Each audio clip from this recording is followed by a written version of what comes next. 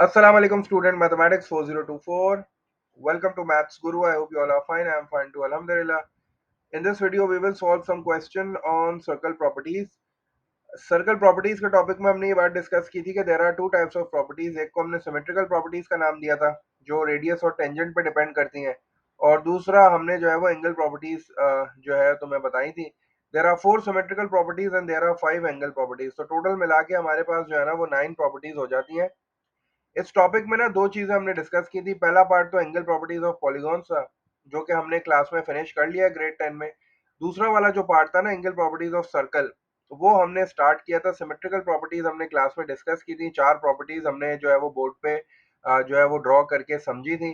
अब उसके क्वेश्चंस जो है ना वो हम नहीं कर पाए थे, तो मैंने सोचा कि वीडियो के थ्रू जो है ना उन क्वेश्चंस को तुम्हारे साथ शेयर करूं ताकि ऑटम ब्रेक भी चल रही है तो तुम ये क्वेश्चंस भी देख लो, इनको रीइंफोर्स कर लो। फिर इंशाल्लाह जब स्कूल ओपन होगा तो हम वहाँ भी जो है वो थोड़े से क्वेश्चंस को डिस्कस कर लेंगे। बाकी ग्रेड 11 वालों का भी असेसमेंट का टॉपिक है ये, तो उनका भी थोड़ा सा रिवीजन हो जाएगा। तो आई होप ये वीडियो जो है वो सबके लिए अच्छी हो जाएगी। तो let's just start the first question. कोशिश करते हैं कि ये जो तीन क्वेश्चंस हमें नजर आ रहे हैं ना, हम इस वीडियो में ये तीन क्वेश्चंस का सोल्यूशन जो है ना वो डिस्कस कर लें। ये जो फर्स्ट टू क्वेश्चंस हैं ये प्रॉपर्टी नंबर 4 के हैं। प्रॉपर्टी नंबर 4 वो वाली है जिसमें हम एक्सटर्नल पॉइंट से दो टेंजेंट्स जो है वो ड्रॉ करते हैं, जिससे दो ट्राइंगल्स बनते थे, कॉन्ग्रुएंट ट्राइंगल्स हम जिनको कहते थे। तो ये वो वाली प्रॉपर्टी है।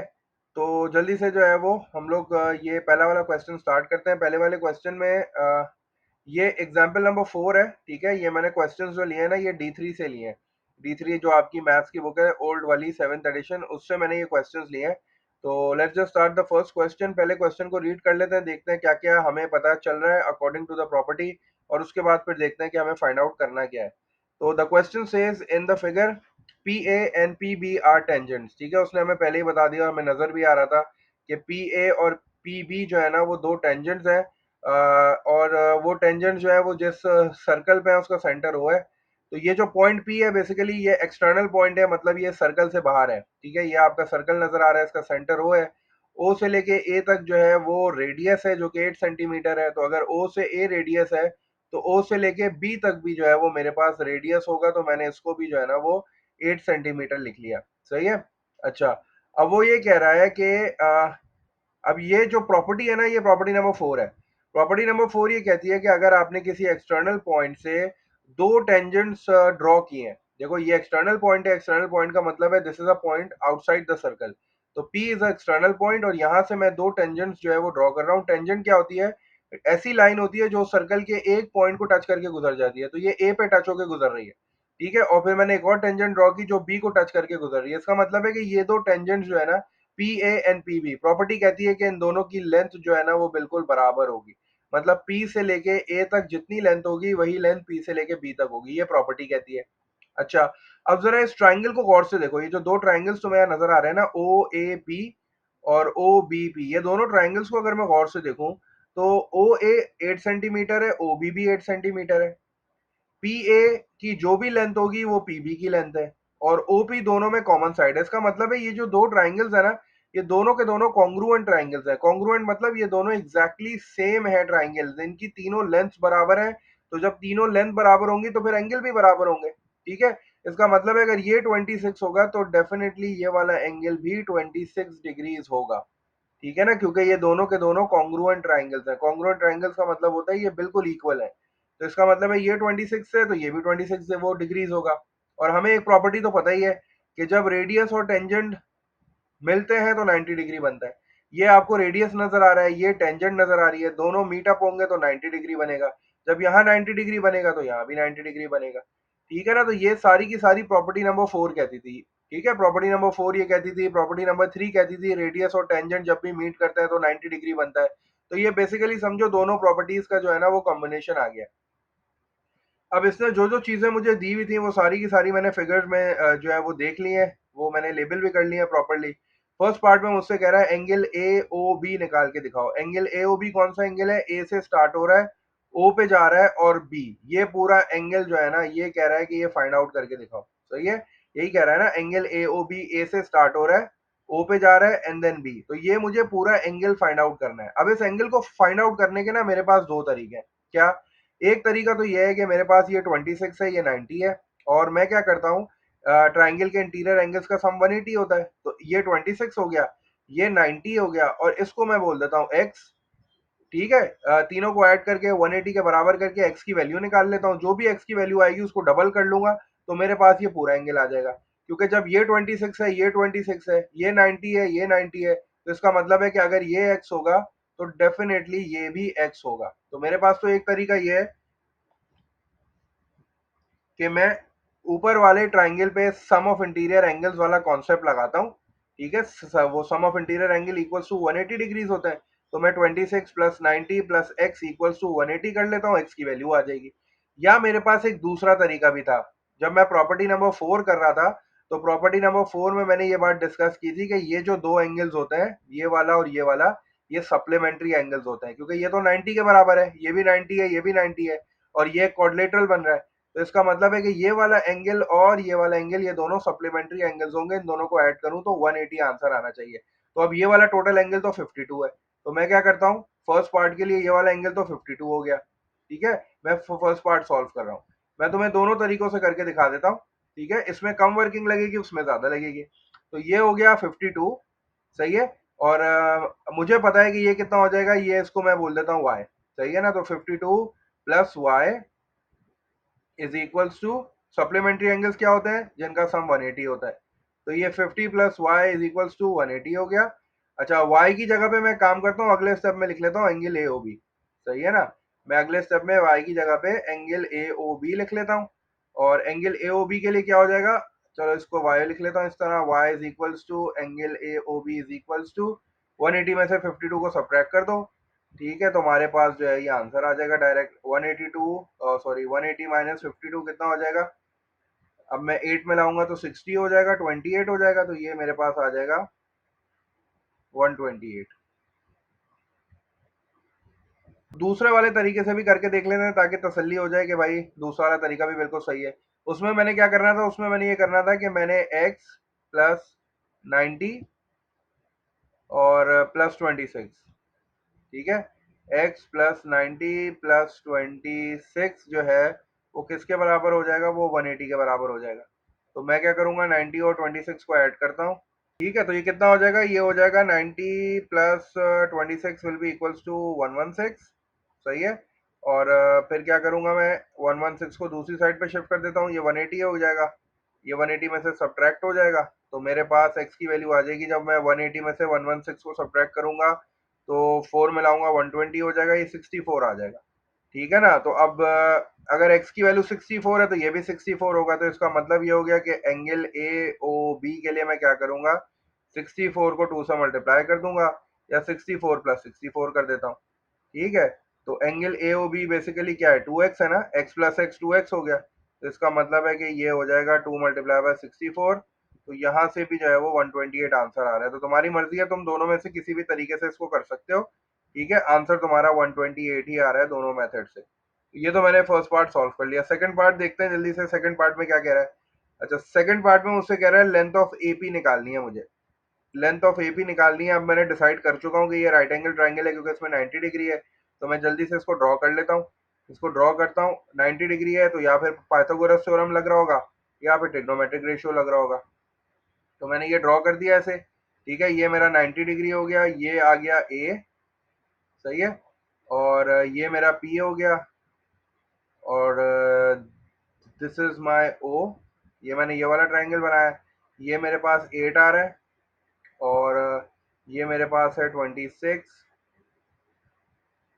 ठीक है ना, और मुझे तो अब ये वाला एंगल भी पता चल गया है। ठीक है, ये 64 है, लेकिन एक एंगल काफ़ी है। ठीक है, मुझे क्या फाइंड करना है, मुझे ए पी फाइंड करना है, ए पी ये वाली साइड है। ठीक है ना, एंगल, और ये जो है मेरे पास हाइपोटेन्यूज हो गया 90 डिग्री के सामने वाली साइड, तो एंगल ये रहा, तो ये ऑपोजिट हो गई, ये ऑपोजिट हो गई, ये हाइपोटेन्यूज हो गई, ये एडजेसेंट हो गई। इसका मतलब है कि मुझे ऑपोजिट गिवन है, एडजेसेंट फाइंड करनी है, तो 10 यूज कर लेते हैं जल्दी से। तो 10 26 इज इक्वल्स टू, ऑपोजिट कितना है, ऑपोजिट है 8 अपॉन एपी, एपी मुझे फाइंड आउट करना है, तो मैं क्या करता हूँ, जल्दी से एपी को शिफ्ट कर देता हूँ दूसरी साइड पे। तो AP is equals to 8 divided by, AP इधर आ गया, और इज इक्वल्स टू 8, और इसके नीचे चला जाएगा 1026। जल्दी से कैलकुलेटर यूज़ कर लो और बता दो कि 1026, 8 डिवाइड बाई 1026 कितना आ रहा है, वो तुम्हारा फाइनल आंसर आ जाएगा। तो 8 डिवाइडेड बाई 1026, फ्रैक्शन का बटन दबाया मैंने, ऊपर 8 लिखा, नीचे मैंने लिखा 1026, और फिर मैंने इक्वल्स टू दबा दिया। तो 16.4 आंसर आ रहा है, जो कि एपी की लेंथ आ गई है। तो 16.4, और मेरे पास यूनिट क्या आ जाएगा, सेंटीमीटर आ जाएगा। थर्ड पार्ट भी देख लेते हैं जल्दी से। थर्ड पार्ट में क्या कर रहा है, थर्ड पार्ट में कह रहा है एरिया ऑफ क्वाड्रिलेटरल निकालना है। तो एरिया ऑफ क्वाड्रिलेटरल का मतलब है, ये जो क्वाड्रिलेटरल, इसमें दो ट्राइंगल्स हैं, है ना। Area of quadrilateral A P B O, ये पूरा ए पी बी ओ, ये पूरा ये जो है दो ट्राइंगल्स हैं, एक ट्राइंगल का एरिया निकाल के डबल कर लेता हूँ। तो डबल कर लिया, ट्राइंगल का एरिया क्या होता है, half into base into height, ठीक है ना। चूंकि ये क्वाड्रिलेटरल में दो ट्राइंगल्स हैं, इसलिए मैंने ये 2 लगा दिया। और मैं ट्राइंगल का एरिया का फॉर्मूला क्या होता है, half into base into height. तो बेस मेरे पास क्या आ गई, चूंकि ये हाइपोटेन्यूज है तो हाइपोटेन्यूज तो बेस और हाइट नहीं हो सकती, तो बेस ये हो गई 8, 8 ले लेता हूँ बेस, सही है। और हाइट फिर मेरे पास हो जाएगी एपी, जो कि मैंने अभी फाइंड की है, तो ये आ रही है 16.4। तो half into base into height, इससे मैंने एरिया भी निकाल लेना है, और इसको डबल कर लेना है, ये 2 से 2 कैंसिल हो जाएगा। तो बस जल्दी से कैलकुलेटर से 8 और 60 से वो 16.4 को मल्टीप्लाई कर लो, तो आंसर का बटन यूज कर लो और मल्टीप्लाई बाय 8 कर लो।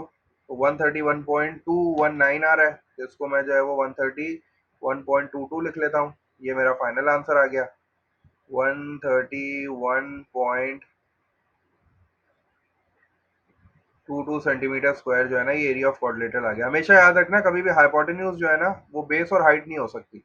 तो हाइपोटेन्यूज को हटा दो, इसके अलावा जो दो साइड्स हैं उसमें से एक को बेस ले लो, एक को हाइट ले लो, तो तुम्हारे पास एरिया ऑफ ट्राइंगल आ जाएगा।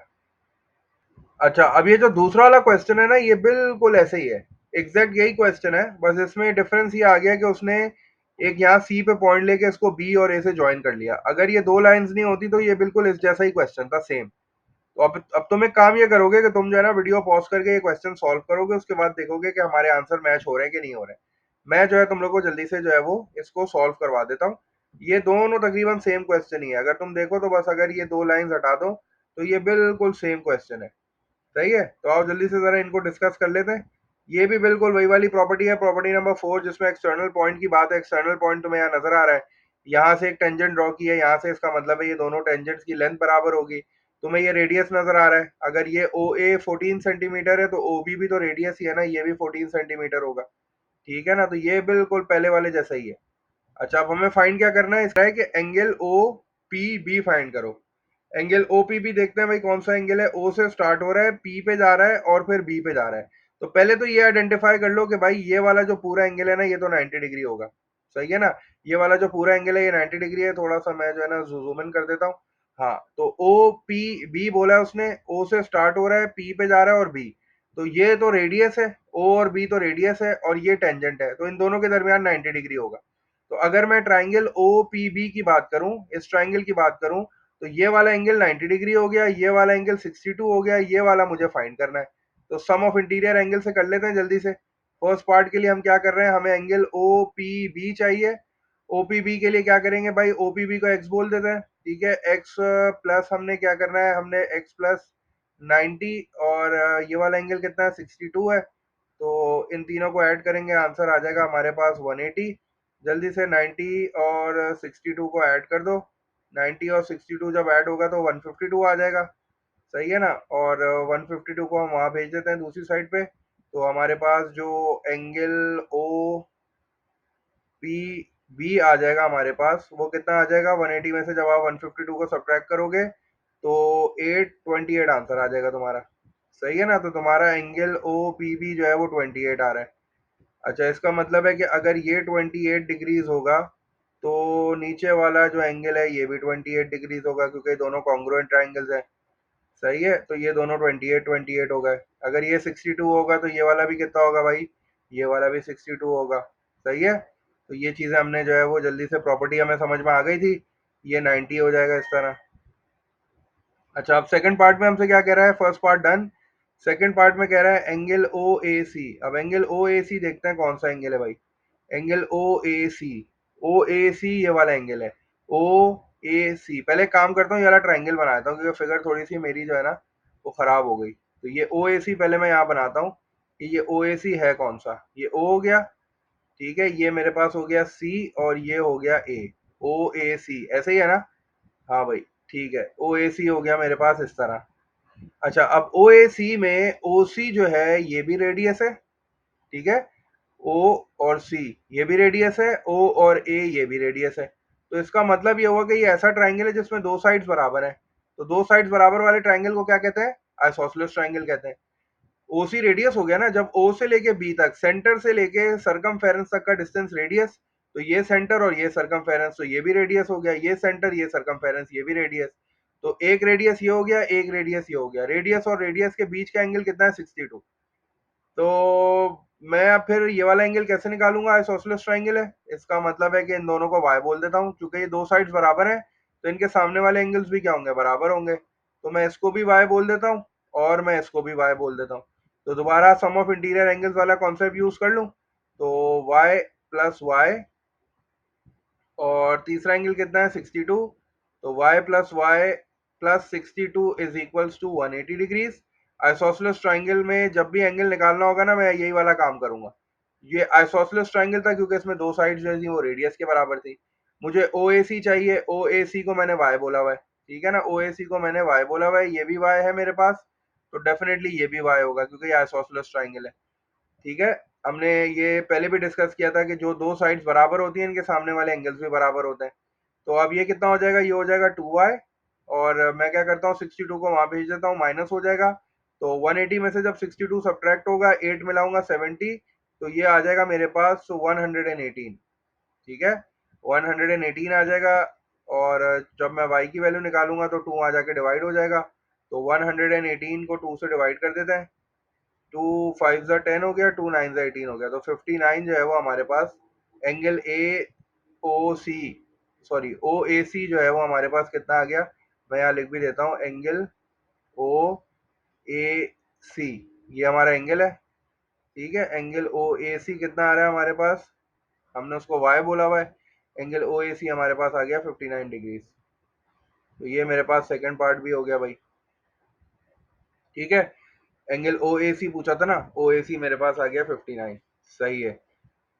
अच्छा, अब वो मुझसे क्या कह रहा है? The length of BP, BP की लेंथ पूछ रहा है, वही बिल्कुल ट्रिग्नोमेट्रिक रेशियो लगा देते हैं जल्दी से क्योंकि ये राइट एंगल ट्रायंगल है, ठीक है ना, जल्दी से थर्ड पार्ट यहाँ पे कर लेते हैं। और फिर लास्ट पार्ट में वही दोबारा एरिया पूछ रहा है, तो बस वही काम दोबारा करना है हमें, जल्दी से इसको सॉल्व कर लेते हैं। थर्ड पार्ट में बीपी कह रहा है, बीपी हम ट्रायंगल बना लेते हैं पहले बीपी, ताकि क्लियर हो जाए साफ, ये इस तरह, ठीक है, और ये मेरे पास है 28 डिग्रीज, और ये 90 है। रेडियस कितना दिया हुआ है? रेडियस दिया हुआ है 14, और मुझे फाइंड करना है बीपी, ये बीपी है, ठीक है, इसको पी बोल दो, ये बी हो जाएगा, और दिस विल बी ओ, और मुझे ये पी भी फाइंड करना है, और वही 10 लगाना पड़ेगा क्योंकि हाइपोटेन्यूज गिवन नहीं है। तो 1028 is equals to o upon a, ठीक है, ओ कितना है मेरे पास? ओ है मेरे पास 14, और ये ए जो है ये मेरे पास पी बी है जो मुझे फाइंड करना है, बीपी बोला है, बीपी लिख देते हैं। अब बीपी फाइंड करेंगे जल्दी से, 14 को डिवाइड कर देते हैं 1028 से, ठीक है ना, ये 1028 इधर आ जाएगा, 1028 यहाँ नीचे आ जाएगा, बीपी वहाँ चला जाएगा। तो 14 को जल्दी से डिवाइड कर दो, फ्रैक्शन का बटन दबाओ, 14 लिखो ऊपर, नीचे लिख लो 1028, ठीक है, ब्रैकेट बंद कर दो, इक्वल्स टू दबा दो, तो ये आ रहा है 26.33 आ रहा है, सही है ना। तो 26.33 जो है that is the length of BP, 26.33 centimetre हो गई। और अब जो है वो क्या करना है? एरिया निकालना है, एरिया ऑफ क्वाड्रिलेटरल निकालना है फोर्थ पार्ट में। तो वही वाला काम दोबारा कर लेते हैं जल्दी। दोनों ट्राइंगल्स हैं तो 2 कर लिया twice, half into base into height, ठीक है, हाफ आ गया। बेस कितना है मेरे पास? हाइपोटेन्यूज को हटा दो, हाइपोटेन्यूज हाइपोटेन्यूज हटा देते हैं तो बेस हम 14 ले लेते हैं, और हाइट जो है वो हम ले लेते हैं अपनी बीपी, जो कि आई है कितनी? 26.33, चलो भाई जल्दी से मल्टीप्लाई कर लो, एरिया निकाल लो, ये क्वेश्चन भी फिनिश हो जाएगा।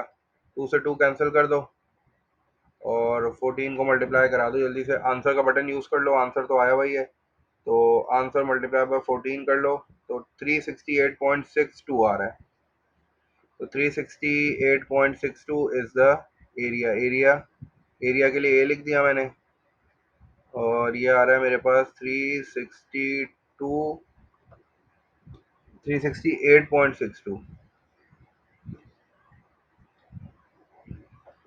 Don't forget to write the unit, centimetre square आ गया। सही है। तो बिल्कुल वैसे ही सिमिलर क्वेश्चन था, सारे पार्ट बिल्कुल वैसे ही थे। तो तुम लोगों ने भी जो है वो पॉज करके इसको सॉल्व करके आंसर चेक कर लेना है, प्रैक्टिस भी हो जाएगी साथ साथ। फिर जो आगे के क्वेश्चंस है ना वो इंशाल्लाह नेक्स्ट वीडियो में देख लेंगे। इसको मैं थोड़ा सा इधर कर देता हूँ क्वेश्चन को, ठीक है ना। बाकी भी क्वेश्चंस है मेरे पास, वो फिर इंशाल्लाह जो है ना वो बाद में सॉल्व कर लेंगे। अगली वीडियो बनाऊंगा इंशाल्लाह तो उसमें सॉल्व कर लेंगे वो। अभी ये वाला कर लेते हैं, जल्दी से फिनिश करते हैं, वीडियो काफ़ी लंबी हो गई। अच्छा अब इसमें क्या करना है हमें, इसमें वो हमसे कह रहा है कि इन the figure P Q and P T R tangents, again external point है पी, यहाँ से टेंजेंट्स उसने ड्रॉ की हुई है। ठीक है, तो पी क्यू पी टी जो है वो दो टेंजेंट्स हैं और एक्सटर्नल पॉइंट से ड्रॉ हुई हुई है। इसका मतलब है इन दोनों की लेंथ बराबर हो गई, आइसोसेलेस ट्रायंगल वाला कॉन्सेप्ट आ गया दोबारा। तो इसको भी जी बोल देता हूँ और इसको भी जी बोल देता हूँ। ठीक है ना, अभी देखता हूँ फाइंड क्या करना है, लेकिन जो समझ में आ रहा है वो कर रहा हूँ। तो ये 64 हो गया, तो ये जी हो गया, ये जी हो गया, क्योंकि ये जो है वो आइसोसेलेस ट्रायंगल है। क्यू और टी जो है वो पॉइंट्स हैं जिन पे वो टेंजेंट्स ड्रॉ हैं। ठीक है, ये भी समझ में आ गया। P T produce meets Q O at S. अच्छा, ये जो पी टी प्रोड्यूस हुई है आगे गई है, ये क्यू ओ से एक लाइन आई है जो कि एस पे मीट हो रही है। मुझसे कह रहा है given that angle Q P T 64 degrees, Q P T 64 degrees है, तो मुझसे कह रहा है angle S Q T find out करके दिखाओ। एस क्यू टी कौन सा एंगल है, एस से स्टार्ट हो रहा है, क्यू पे जा रहा है और टी, मुझे ये वाला एंगल जो है ना ये फाइंड करना है। तो इसको मैंने एक्स बोल दिया। पहले मैं काम ये कर लेता हूँ कि बिल्कुल ये मुझे रेडियस नजर आ रहा है, ओ से क्यू जो है वो रेडियस है, ओ से क्यू जो है वो रेडियस है और ये टेंजेंट है। तो इसका मतलब है कि जब भी रेडियस और टेंजेंट मिलता है 90 डिग्री बनता है, ऐसे ही है ना। ये रेडियस आ गया, ये टेंजेंट हो गया, तो ये 90 डिग्री बन गया। तो 90 डिग्री तो मैंने आइडेंटिफाई कर लिया। सही है, मुझे 90 डिग्री मैं यहाँ बना देता हूँ ताकि ये नजर आए अच्छे से, ये रेडियस और ये टेंजेंट, तो ये पूरा 90 डिग्री होगा। अगर मैं z की वैल्यू निकाल लूँ तो 90 में से माइनस कर दूंगा, x आ जाएगा। z की वैल्यू आ सकती है क्योंकि आइसोसेलेस ट्रायंगल है। ठीक है, तो आइसोसेलेस ट्रायंगल का मतलब क्या है, ये हो गया z+z+64। ठीक है, ये तीन एंगल्स हो गए ट्रायंगल के, जब इनको ऐड करोगे तो आंसर कितना आएगा, आंसर आएगा 180। 64 को वहां भेज दो, z और z कितना हो जाएगा 2z, तो ये 2z हो गया। और 64 को जब मैं वहां भेजूंगा 180 में से माइनस हो जाएगा, 6 ऐड करूंगा 70, तो ये 16 हो गया, तो ये 1116 हो गया, 116 सॉरी। और z के लिए क्या करूंगा, जब 2 को वहां भेजूंगा 2 डिवाइड होगा अगेन, तो 2 5 10 हो गया और 2 8 16, तो z की वैल्यू मेरे पास आ गई 58। z मुझे फाइंड नहीं करना था, मुझे x फाइंड करना था। तो x फाइंड करने के लिए क्या करूंगा, x फाइंड करने के लिए मैंने डिसाइड किया हुआ है कि ये पूरा 90 डिग्री है, तो 90 में से 58 को सब्ट्रैक्ट कर देते हैं। 90 माइनस 58 कितना होगा, 2 मिलाऊंगा तो 60 हो जाएगा और फिर 30 मिलाऊंगा तो 90 होगा। तो इसका मतलब है कि x की वैल्यू मेरे पास आ रही है 32। और ये x बेसिकली क्या है, ये x है मेरे पास एंगल एस क्यू टी। ठीक है, तो एस क्यू टी की वैल्यू मैंने फाइंड कर ली, that is coming out as 32 degree. ठीक है ना, तो अब बाकी के क्वेश्चंस हैं इंशाल्लाह वो फिर मैं नई वीडियो बनाऊंगा ना उसमें सॉल्व कर लेंगे। तो आई होप ये तीन क्वेश्चंस जो है ना तुम लोगों को क्लियर हुए होंगे। इसको जो है वो अच्छी तरीके से देख लो। और ये प्रॉपर्टी नंबर 4 है जिसमें आप एक्सटर्नल पॉइंट से दो टेंजेंट्स को ड्रॉ करते हैं ना, ये वही वाला काम है। तो इंशाल्लाह और मैं कोशिश करूंगा और क्वेश्चन जो है वो शेयर करता रहूँ इस तरह, ताकि ये कि तुम लोग की रीइंफोर्समेंट हो जाए। और बाकी 11th वाले हैं उनकी तो रिवीजन भी हो जाएगा, तो उनके लिए भी बेहतर हो जाएगा। ठीक है भाई, तो ख्याल रखो इंशाल्लाह। अंटिल देन टेक केयर, अल्लाह हाफिज।